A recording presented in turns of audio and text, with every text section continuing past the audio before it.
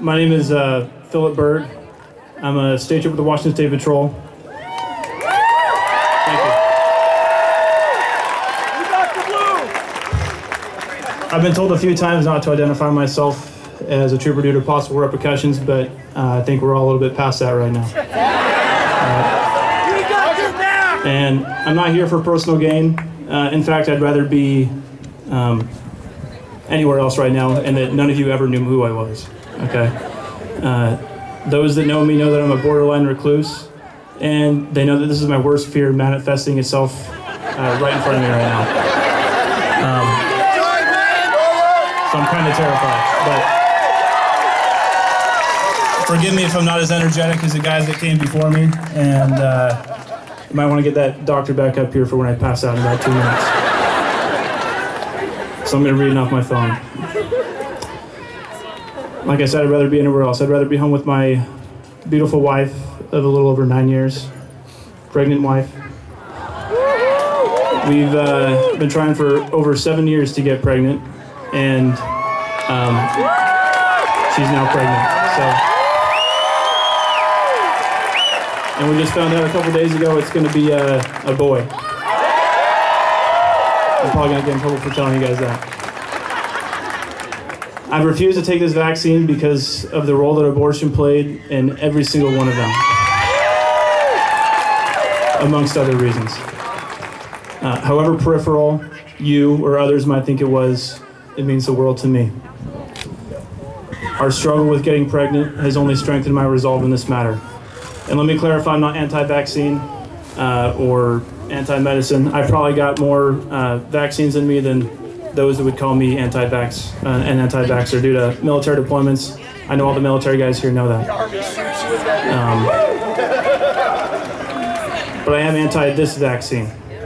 And because of the knowledge that I now possess, I know better, therefore I have to do better. Okay? I also realize that some people can and will be convicted differently on the issue of whether or not to take the vaccine, and I hold no animosity towards those people. I would only hope that they would join with those of us that are facing termination in a vocal opposition to this mandate. And I know there's a lot of vaccinated people here, and I appreciate that. I remember a guest instructor at the academy told us our most important job is to protect people's rights. To protect your rights, the people of Washington. I've always taken that seriously, and even before that, I memorized the Fourth Amendment before I even went to the academy. All right.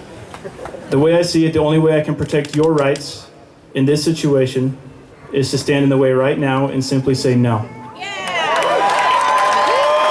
you. I am up here to stop this before it takes hold of my child's life when he grows up to be a young man. I'm here to stand in the way because I swear to you he will not be subjected to this when he's my age and trying to provide for his family. I will not stand by and watch the seemingly quickening erosion of what used to be universally agreed upon rights. When it comes to the erosion of rights, they say it happens slowly and then suddenly.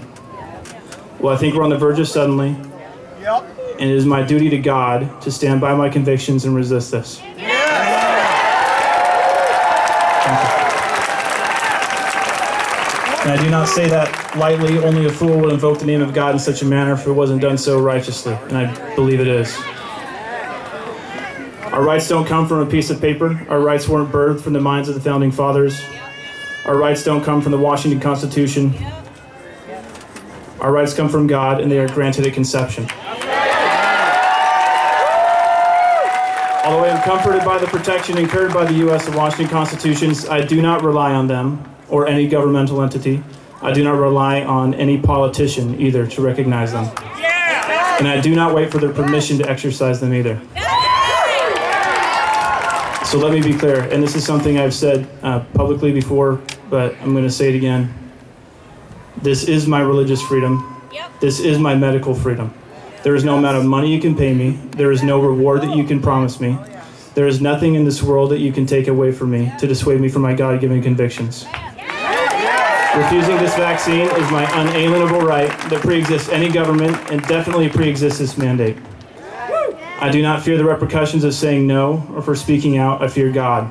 I fear God passing over me for the furtherance of his will because I was sitting down when I was called to stand up.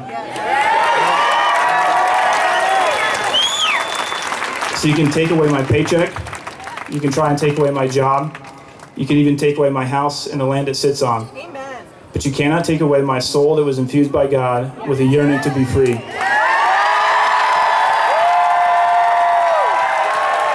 I demand to be free. God is the highest authority, and I answer only to him. I will not comply, period.